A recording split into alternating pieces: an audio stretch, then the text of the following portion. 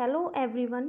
आज के इस वीडियो लेक्चर में हम कंट्रोल एंड कोऑर्डिनेशन चैप्टर को डिस्कस करेंगे, जो कि 10th क्लास की बायोलॉजी का एक चैप्टर है। कंट्रोल एंड कोऑर्डिनेशन एक ऐसी प्रोसेस है जिसमें लिविंग ऑर्गेनिजम्स डिफरेंट स्टिमुलाई मिलने पर, जैसे कि heat, light, cold, touch etcetera, ये सब स्टिमुलाई मिलने पर उनके प्रति रिएक्ट करते हैं और उनके प्रति रिस्पॉन्स देते हैं। इस प्रोसेस को कंट्रोल एंड कोऑर्डिनेशन बोला जाता है। प्लांट्स एंड एनिमल्स दोनों ही स्टिमुलाई के प्रति रिस्पॉन्स देते हैं, लेकिन दोनों में डिफरेंट मैनर होता है। एग्जाम्पल आएगी कंट्रोल एंड कोऑर्डिनेशन की कि जैसे ही किसी हॉट चीज़ को हैंड से टच करते हैं तो एकदम से हैंड का पीछे की तरफ मूव हो जाना। एनिमल्स में कंट्रोल एंड कोऑर्डिनेशन की प्रोसेस मेनली दो सिस्टम से होती है। फर्स्ट है नर्वस सिस्टम, सेकंड है एंडोक्राइन सिस्टम। इन दोनों सिस्टम के बारे में पढ़ने से पहले हम रिसेप्टर्स को देख लेते हैं, जो एनिमल्स में प्रेजेंट होते हैं, जिनको सेंस ऑर्गन्स भी बोल देते हैं, जिससे कि बॉडी को स्टिमुलस मिलता है। सबसे पहले आएगा inner ear. Inner ear hearing और बॉडी को बैलेंस करने का काम करता है। उसके बाद आएगा फोटो रिसेप्टर आइज, जिसमें कि लाइट और देखने वाले स्टिमुलस मिलते हैं। इसके बाद आएगा स्किन। स्किन से पेन, टच, हीट, ये सब स्टिमुलस मिलते हैं। और फैक्ट्री रिसेप्टर, जिसमें नोज़ आ जाएगा, इसमें स्मेल की डिटेक्शन होती है। इसके बाद है गैस्टेटरी रिसेप्टर, जिसमें टंग आ जाती है, जिसमें आगे टेस्ट की डिटेक्शन होती है। ये डिफरेंट सेंस ऑर्गन्स एनिमल्स में प्रेजेंट होते हैं, जिससे बॉडी को स्टिमुलस मिलता है। अब हम न्यूरॉन की स्ट्रक्चर और न्यूरॉन के फंक्शन के बारे में डिस्कस करेंगे। न्यूरॉन नर्वस सिस्टम की स्ट्रक्चरल एंड फंक्शनल यूनिट होती है, जिसको न्यूरॉन बोला जाता है। न्यूरॉन के मेनली 3 पार्ट्स होते हैं: डेंड्राइट, एक्सॉन एंड सिनेप्स। अब हम न्यूरॉन की स्ट्रक्चर के साथ साथ में इसके फंक्शन को स्टडी करेंगे। न्यूरॉन की स्ट्रक्चर में सबसे पहले होती है सेल बॉडी, जिसके अंदर जेनेटिक मटेरियल प्रेजेंट होता है। सेल बॉडी में माइटोकॉन्ड्रिया और न्यूक्लियस प्रेजेंट होते हैं। सेल बॉडी के outside fibre like bodies present होती हैं, जिनको डेंड्राइट्स बोला जाता है। डेंड्राइट्स स्टिमुलस को रिसीव करते हैं और न्यूरॉन के नेक्स्ट पार्ट में आगे स्टिमुलस को मूव कर देते हैं। डेंड्राइट के बाद नेक्स्ट पार्ट आता है न्यूरॉन का एक्सॉन, जो कि डेंड्राइट और सिनेप्स के बीच में कनेक्टिंग पॉइंट होता है। यह एक लॉन्ग चेन होती है। एक्सॉन में माइलिन शीथ प्रेजेंट होती है, जिसके अंदर माइलिन प्रेजेंट होता है। डेंड्राइट से जब स्टिमुलस एक्सॉन में आता है तो माइलिन की हेल्प से या माइलिन की वजह से वो स्टिमुलस या वो सिग्नल केमिकल सिग्नल में चेंज हो जाता है और आगे होता हुआ वो सिनेप्स में चला जाता है। सिनेप्स एक कनेक्टिंग पॉइंट होता है एक न्यूरॉन के एक्सॉन टर्मिनल का और नेक्स्ट न्यूरॉन के डेंड्राइट का। सिनेप्स में जाकर वो केमिकल सिग्नल था जो वो इलेक्ट्रिकल सिग्नल में चेंज हो जाएगा। इलेक्ट्रिकल सिग्नल में चेंज होने के बाद वो सिग्नल आगे नेक्स्ट न्यूरॉन में चला जाएगा। इस टाइप से जब सिनेप्स से होता हुआ सिग्नल नेक्स्ट न्यूरॉन के डेंड्राइट तक जाता है तो यह सारी प्रोसेस रिपीट होती है और इस टाइप से जो सिग्नल है वो ब्रेन तक जाता है। ब्रेन उस सिग्नल को स्टडी करता है, उस पर एक्ट करता है और बॉडी को इंस्ट्रक्शन देता है कि कैसे बॉडी को उस सिग्नल के प्रति रिएक्ट करना है। इस टाइप से जो ब्रेन का सिग्नल होगा, जहाँ जो ब्रेन की इंस्ट्रक्शन होगी, वो पूरी बॉडी तक जाएगी और पूरी बॉडी उसी इंस्ट्रक्शन के अकॉर्डिंग आगे मूवमेंट करती है। ये था न्यूरॉन के बारे में। न्यूरॉन के बाद नेक्स्ट आता है हमारे पास रिफ्लेक्स एक्शन। रिफ्लेक्स एक्शन एक ऐसी प्रोसेस है जिसमें ह्यूमन की बॉडी या एनिमल की बॉडी किसी भी स्टिमुलस के प्रति क्विक और सडन इमीडिएट रिस्पॉन्स देती है। इसमें स्पाइनल कॉर्ड इन्वॉल्व होती है, ब्रेन की इन्वॉल्वमेंट नहीं होती। क्योंकि ब्रेन की जो थिंकिंग पावर है वो लेस होती है, जिससे कि बॉडी को मेजर हार्म हो सकता है। रिफ्लेक्स एक्शन में जो इम्पल्स होती है, जिस पाथवे से वो पास करती हैं, उस पाथवे को रिफ्लेक्स आर्क बोलते हैं। अब हम रिफ्लेक्स एक्शन के पाथवे को एक फिगर की हेल्प से समझने की कोशिश करते हैं। सबसे पहले देखते हैं कि यहाँ पर एक हॉट चीज़ है, जहाँ बर्तन है जिसको हैंड ने टच किया। हैंड के टच करते ही जो हैंड के रिसेप्टर्स थे उन्होंने स्टिमुलस को रिसीव किया। स्टिमुलस को रिसीव करने के बाद सेंसरी न्यूरॉन से होता हुआ जो इम्पल्स था वो स्पाइनल कॉर्ड में चला गया। स्पाइनल कॉर्ड से जो भी इन्हें कमांड मिली वो मोटर न्यूरॉन से होते हुई वापस उसी जगह पर आ गई जहाँ से स्टिमुलस रिसीव हुआ था, और जो हैंड को जो भी कमांड मिली उसकी वजह से जो मसल्स थी वो कॉन्ट्रैक्ट हो गई। मसल्स के कॉन्ट्रैक्ट होने की वजह से हैंड की मूवमेंट एकदम से पीछे की तरफ होगी। इस टाइप से जो क्विक और इमीडिएट मूवमेंट होती है, इस टाइप की मूवमेंट को रिफ्लेक्स एक्शन बोलते हैं, जिसमें स्पाइनल कॉर्ड की इन्वॉल्वमेंट होती है। नेक्स्ट टॉपिक है हमारे पास human nervous system. Human nervous system mainly central nervous system, peripheral nervous system और ऑटोनॉमिक नर्वस सिस्टम से मिलकर बना हुआ होता है। सेंट्रल नर्वस सिस्टम में ब्रेन और स्पाइनल कॉर्ड आ जाते हैं। पेरिफेरल नर्वस सिस्टम में क्रेनिकल नर्व्स आ जाती हैं जो कि ब्रेन से अराइज होती हैं, और स्पाइनल नर्व्स आ जाती हैं जो कि स्पाइनल कॉर्ड से अराइज होती हैं। ऑटोनॉमिक नर्वस सिस्टम में सिंपैथेटिक नर्वस सिस्टम आ जाता है, जिसको कि फाइट और फ्लाइट नर्वस सिस्टम भी बोल देते हैं। इसमें शॉर्ट नर्व्स होती हैं और रिस्पॉन्स क्विक होता है। ये बॉडी को किसी भी डेंजर के लिए प्रिपेयर करता है। इसमें हार्ट बीट इंक्रीज हो जाती है और सलाइवा की सिक्रीशन इनहिबिट हो जाती है। इसके बाद आता है पैरासिम्पैथेटिक नर्वस सिस्टम, जो कि बॉडी को रेस्ट की फॉर्म में रखता है। इसमें जो न्यूरॉन्स होते हैं वो लॉन्ग होते हैं, जिसकी वजह से इनका रिस्पॉन्स स्लो होता है। ये बॉडी को रेस्ट की फॉर्म में रखते हैं, मसल्स को रिलैक्स्ड फॉर्म में रखते हैं। इसमें सलाइवा का सिक्रीशन इंक्रीज हो जाता है और डाइजेशन भी इंक्रीज हो जाता है। नेक्स्ट हम ह्यूमन ब्रेन के बारे में डिस्कस करते हैं। ह्यूमन ब्रेन के 3 मेजर पार्ट्स होते हैं, forebrain, midbrain and hindbrain. सबसे पहले हम बात करेंगे फोर ब्रेन की। फोर ब्रेन में जो most complex and specialised part होता है ब्रेन का, उसको कैरेब्रम बोला जाता है। अब हम कैरेब्रम के फंक्शंस को देख लेते हैं। कैरेब्रम होता है जो वो थिंकिंग पार्ट होता है ब्रेन का। ये वॉलंटरी एक्शंस को कंट्रोल करता है। जो भी इंफॉर्मेशन होती है या फिर मेमोरी होती है उसको स्टोर करता है। इसमें सेंटर एसोसिएट होते हैं हंगर के साथ। ये सेंसरी इम्पल्स को बॉडी के वेरियस पार्ट्स से रिसीव करता है, उस पर एक्ट करता है। फोर ब्रेन के बाद सेकंड पार्ट आता है ब्रेन का, मिड ब्रेन। मिड ब्रेन में हाइपोथैलेमस और पिट्यूटरी ग्लैंड्स प्रेजेंट होते हैं। हाइपोथैलेमस जो ब्रेन होता है उसका बॉडी के साथ केमिकल कोऑर्डिनेशन में हेल्प करते हैं।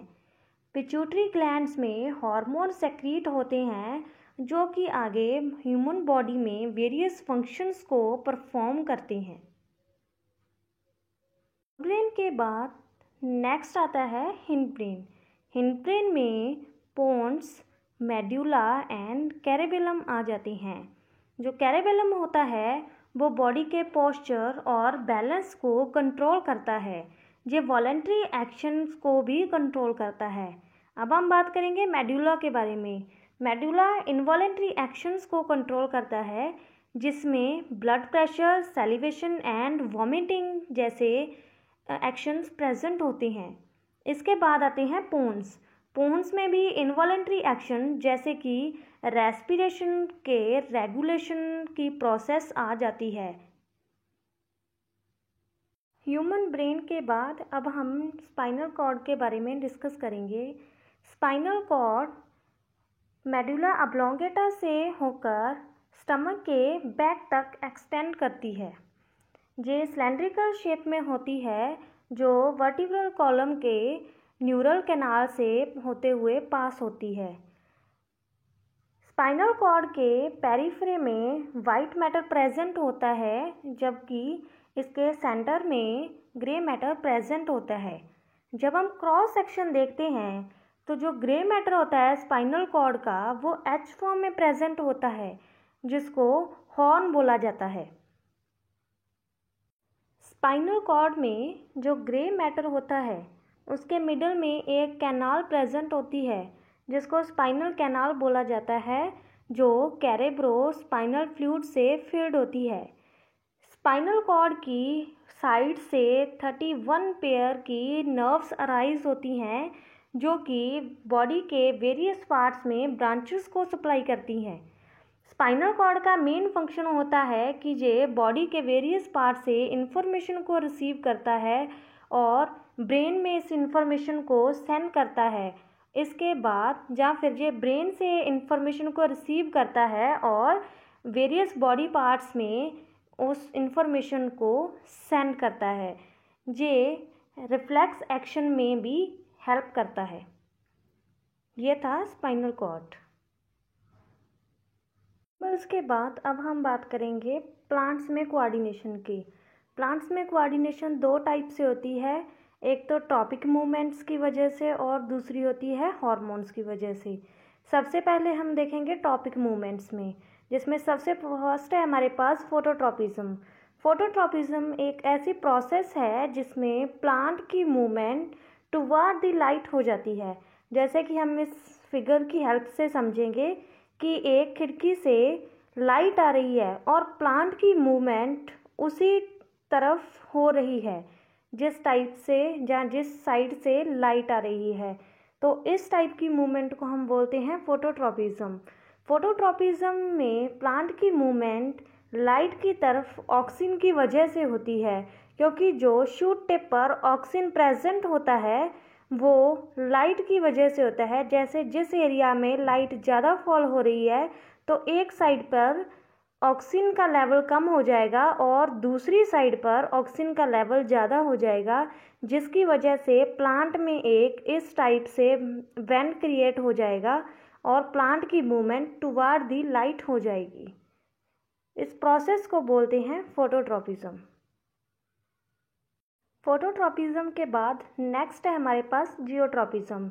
जियोट्रॉपिज्म एक ऐसी प्रोसेस है जिसमें प्लांट के पार्ट्स की मूवमेंट या तो टुवर्ड द ग्रेविटी हो जाती है और या फिर अवे फ्रॉम ग्रेविटी हो जाती है। जब प्लांट पार्ट्स की मूवमेंट टुवर्ड द ग्रेविटी होती है तो इस फिनोमिना को पॉजिटिवली जियोट्रॉपिक बोल देते हैं, और जब मूवमेंट अवे फ्रॉम ग्रेविटी होती है तो इस फिनोमिना को या इस प्रोसेस को नेगेटिवली जियोट्रॉपिक बोल देते हैं। जैसे कि जहाँ पर हम देख रहे हैं एक प्लांट है जिसमें रूट्स की मूवमेंट तो टुवर्ड द ग्रेविटी हो रही है, तो इसलिए हम इनको पॉजिटिवली जियोट्रॉपिक बोल देते हैं। लेकिन जो प्लांट की शूट है उसकी मूवमेंट अवे फ्रॉम ग्रेविटी हो रही है, जिसकी वजह से हम इनको नेगेटिवली जियोट्रॉपिक बोलते हैं। जियोट्रॉपिज्म के बाद नेक्स्ट है हमारे पास hydrotropism. Hydro means water. Hydrotropism में प्लांट के पार्ट्स की मूवमेंट या फिर रूट की मूवमेंट टुवर्ड दी वाटर हो जाती है। जैसे कि हम एक फिगर की हेल्प से देखते हैं, जहाँ पर एक वाटर पॉट है और दूसरी साइड पर एक प्लांट लगाया हुआ है और इन्हें एक सैंड कंटेनर में रखा हुआ है। तो अब हम देखते हैं कि जो प्लांट है उसकी जो रूट है उसकी मूवमेंट टुवर्ड दी वाटर हो रही है, तो इस फिनोमिना को हाइड्रोट्रॉपिज्म फिनोमिना बोला जाता है। ट्रॉपिक मूवमेंट्स के बाद नेक्स्ट हम बात करेंगे प्लांट हार्मोन्स के बारे में। प्लांट हार्मोन्स ऐसे केमिकल कंपाउंड्स होते हैं जो ग्रोथ, डेवलपमेंट एंड रिस्पॉन्स को एनवायरनमेंट के साथ कोऑर्डिनेट करने में हेल्प करते हैं। अब हम देखेंगे कि प्लांट्स में हार्मोन्स कौन कौन से होते हैं, जिसमें सबसे फर्स्ट आएगा ऑक्सिन। ऑक्सिन शूट के टिप पर सिंथेसिस होता है। ऑक्सिन का मेन फंक्शन होता है कि ये ग्रोथ में हेल्प करता है, जैसे कि फोटोट्रॉपिज्म में जैसे कि हमने पहले पढ़ा है कि जो भी सेल्स होते हैं जब प्लांट पार्ट होते हैं उनकी ग्रोथ टुवार्ड दी लाइट हो जाती है। ऑक्सिन के बाद नेक्स्ट आता है जिबरलिन। जिबरलिन स्टेम की ग्रोथ में हेल्प करता है। जिबरलिन के बाद नेक्स्ट आता है साइटोकाइनिन। साइटोकाइनिन सेल डिवीज़न को प्रमोट करता है। और इसके बाद जो फोर्थ हार्मोन है वो है एब्सिसिक एसिड, जिसको ए बी बोलते हैं। ये ग्रोथ इनहिबिटर होता है जो प्लांट की ग्रोथ को स्टॉप कर देता है, जिसकी वजह से जो लीव्स है वो सूख जाती है। इसको स्ट्रेस हार्मोन भी बोला जाता है। ये थे प्लांट हार्मोन्स। प्लांट्स में कोऑर्डिनेशन की प्रोसेस देखने के बाद अब हम एनिमल्स में हार्मोन्स के बारे में डिस्कस करेंगे, जिसमें सबसे फर्स्ट हार्मोन है हमारे पास थायरोक्साइन, जो कि थायराइड ग्लैंड में प्रेजेंट होता है। थायराइड ग्लैंड नेक या फिर थ्रोट रीजन में प्रेजेंट होते हैं।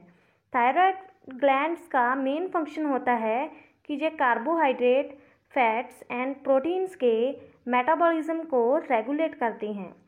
सेकंड है हमारे पास ग्रोथ हार्मोन, जो कि पिट्यूटरी ग्लैंड्स में प्रेजेंट होते हैं।